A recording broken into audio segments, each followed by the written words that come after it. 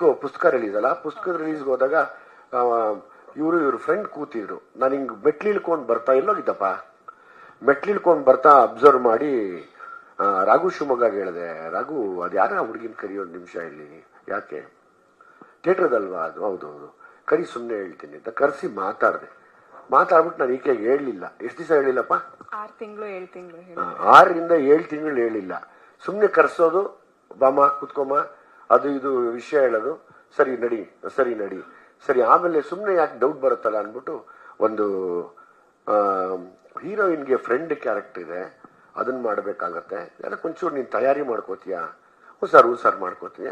Theatre ಅವರು ಅಂದ್ರೆ ಪಂಟ್ರುಗಳು, ಅದರಲ್ಲಿ 2 ಮಾತಿಲ್ಲ. ಬಿಕಾಸ್ ನಾನು ಏನಕ್ಕೆ ಥಿಯೇಟರ್ ಅವ್ರನ್ನ ಪೂಜಿಸ್ತೀನಿ ಅಂದ್ರೆ ಇದೇ ಕಾರಣಕ್ಕೆ. ಇವತ್ತು ಒಂದು ಕಾರಣದಲ್ಲಿ ನಮ್ಮ ಸಿನಿಮಾ ಎತ್ತಿ ಹಿಡಿದಿರೋದೇ ನಮ್ಮ ಥಿಯೇಟರ್ ಪರ್ಸನಾಲಿಟಿಗಳು.